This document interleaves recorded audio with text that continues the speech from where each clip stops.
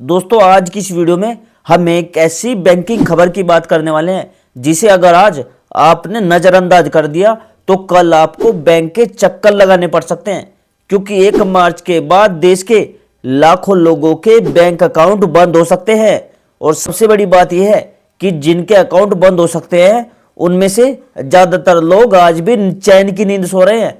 उन्हें लगता है कि हमारा अकाउंट तो ठीक चल रहा है, हमें क्या होगा। लेकिन दोस्तों बैंकिंग सिस्टम अब पहले जैसा नहीं रहा। आज बैंक सब कुछ कंप्यूटर सिस्टम और ऑटोमेटिक नियमों से चला रहे हैं।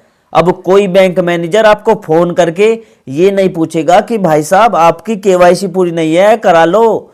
अब सीधा सिस्टम एक्शन लेता है, और जब सिस्टम एक्शन लेता है तो सबसे पहले असर पड़ता है आपके एटीएम कार्ड पर, आपके यूपीआई पर और ऑनलाइन बैंकिंग पर। आज हम इस वीडियो में मैं आपको बिल्कुल साफ साफ बताऊंगा कि 1 मार्च से कौन से 3 बैंक अकाउंट बंद हो सकते हैं, क्यों बंद हो गए वे अकाउंट, किन में सबसे ज्यादा खतरा है और आप कैसे अपने अकाउंट को बंद होने से बचा सकते हो। इसलिए वीडियो को पूरा देखना। तो अगर आप वीडियो स्किप कर देते हो तो आपको पूरी जानकारी नहीं होगी, और अगर आपको पूरी जानकारी नहीं होगी तो आपका अकाउंट खतरे में पड़ सकता है। इसलिए वीडियो को स्किप बिल्कुल भी मत करना, और चैनल पर नए हो तो चैनल को सब्सक्राइब जरूर कर दो, और वीडियो के नीचे कमेंट कर देना कि आपका कौन से बैंक में खाता है। देखो दोस्तों, सबसे पहले यह समझना बहुत जरूरी है कि बैंक अकाउंट ऐसे ही बंद नहीं होता। इसके पीछे आरबीआई के नियम होते हैं, सरकार की गाइडलाइन होती है और फ्रॉड रोकने की पूरी तैयारी होती है। पिछले कुछ सालों में आपने खुद देखा होगा कि ऑनलाइन फ्रॉड कितने बढ़ गए हैं। किसी के अकाउंट से पैसा उठ जाता है, किसी का अकाउंट गलत काम में इस्तेमाल हो गया, और कई बार ऐसे अकाउंट सामने आए हैं जिनका मालिक का पता ही नहीं था। बैंकों को साफ निर्देश दिए हैं कि जो अकाउंट नियमों के हिसाब से नहीं चल रहे हैं, जो अकाउंट खतरे वाले माने जा रहे हैं, उन्हें पहले ठीक कराया जाए और जरूरत पड़े तो उसे तुरंत बंद कर दो। इस प्रक्रिया के तहत 1 मार्च से पहले जो बैंक है वे अपने सिस्टम को साफ करने में लगे हुए हैं। अब दोस्तों पहला ऐसा बैंक अकाउंट है जिसकी वजह से सबसे ज्यादा लोग परेशानी में पड़ते हैं,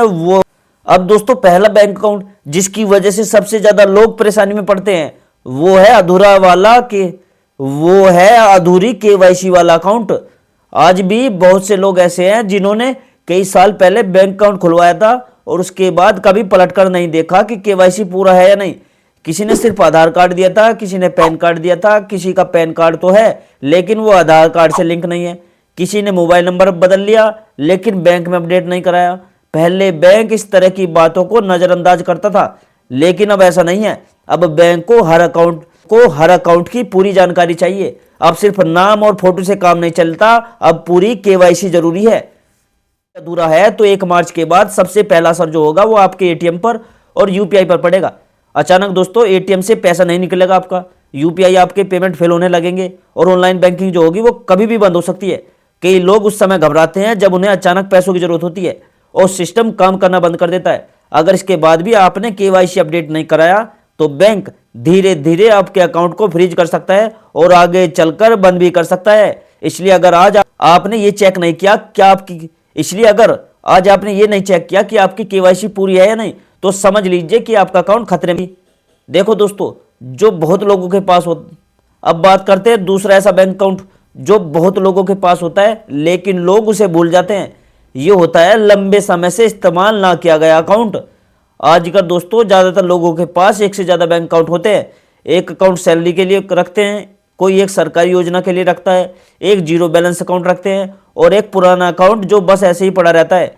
आरबीआई के नियमों के अनुसार दोस्तों, अगर किसी बैंक अकाउंट में लगातार 2 साल तक कोई लेन देन नहीं होता, ना पैसा जमा करते हो, ना निकासी करते हो उस अकाउंट में, ना एटीएम चलाते हो और ना ही यूपीआई चलाते हो, तो बैंक उसे इनएक्टिव अकाउंट मान लेता है। बस पड़े रहते थे, लेकिन अब बैंक इन्हें खतरा मान रहा है। वजह साफ है, ऐसे अकाउंट का जो फ्रॉड करने वाले लोग ऐसे ही अकाउंट ढूंढते हैं जो लंबे समय से इस्तेमाल नहीं हुए हो। इसी कारण 2 मार्च के बाद बैंक ऐसे अकाउंट को पहले फ्रीज करेगा और फिर नोटिस देने के बाद बंद भी कर सकता है। बहुत से लोग बाद में कहते हैं कि उस अकाउंट में तो पैसे पड़े थे, अब क्या करे।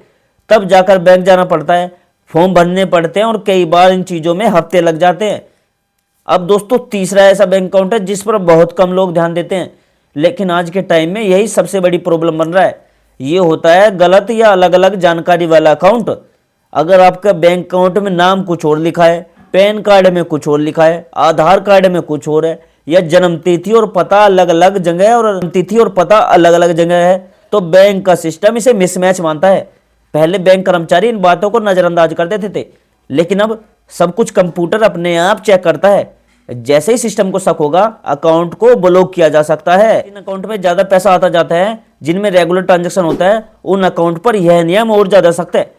कई लोगों का अकाउंट सिर्फ इसलिए फ्रीज हो गया क्योंकि उनका नाम, आधार और बैंक रिकॉर्ड में थोड़ा सा भी अलग था। इसलिए यह समझना बहुत जरूरी है कि आपकी सारी जानकारी हर जगह एक जैसी होनी चाहिए। मुझसे पूछते हैं, वीडियो के नीचे कमेंट भी करते हैं।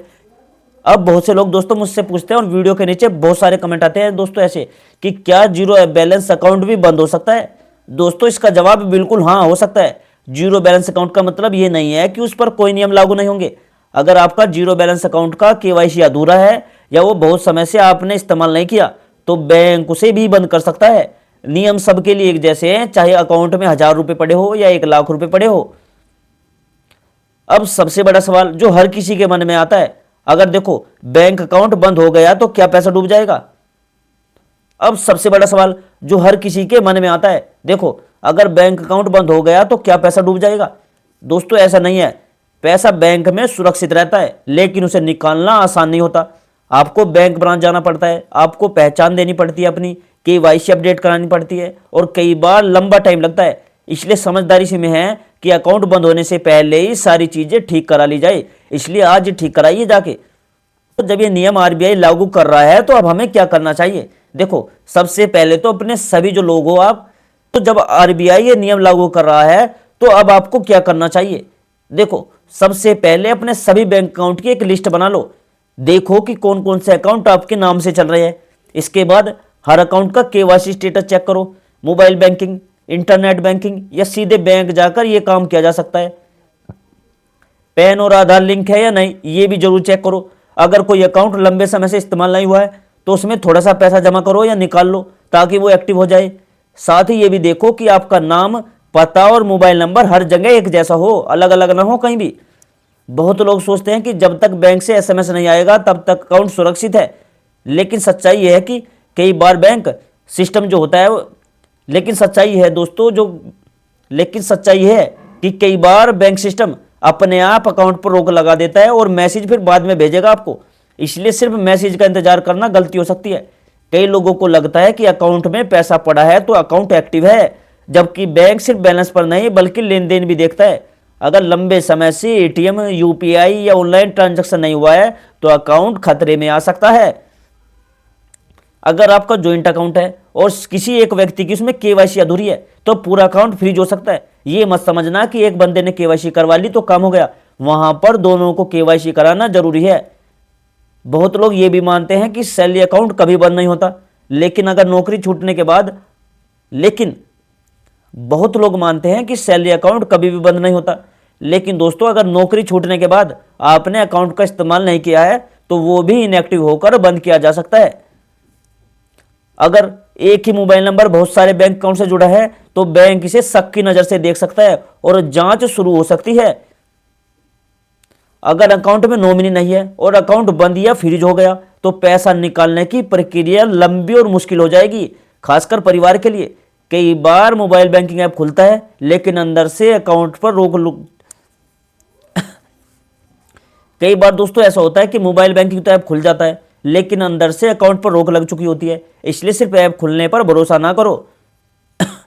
दोस्तों आज के टाइम में बैंक अकाउंट सिर्फ पैसा रखने की जगह नहीं रही। अब इस अकाउंट से आपकी सैलरी आती है, पेंशन मिलती है, सरकारी सब्सिडी आती है और डिजिटल पेमेंट चलता है। अगर अकाउंट बंद हो गया तो आपकी रोजमर्रा की जिंदगी पर सीधा असर पड़ेगा। इसलिए 1 मार्च से पहले अपने बैंक अकाउंट को लेकर लापरवाही बिल्कुल भी मत करो। आज ही थोड़ा सा समय निकालकर चेक कर लो ताकि बाद में आपको पछताना ना पड़े। अगर दोस्तों आपको ये जानकारी काम की लगी हो तो वीडियो को प्लीज लाइक जरूर करिएगा। दोस्तों वीडियो के नीचे कमेंट जरूर किया करो, क्योंकि कमेंट से ही तो मुझे पता चलता है कि आप कहां से मेरी वीडियो देख रहे हो। अब उस वीडियो के कमेंट में अपना शहर का नाम, अपने स्टेट का नाम या अपना नाम जरूर लिखा करो, तभी तो मुझे पता चलेगा कि आप कहां से मेरी वीडियो देखते हो, मेरी वीडियो कहां तक जा रही है। और दोस्तों मैं मिलता हूं आपसे अगली वीडियो में एक बड़े अपडेट के साथ, एक नई जानकारी के साथ। तब तक के लिए जय हिंद, जय भारत।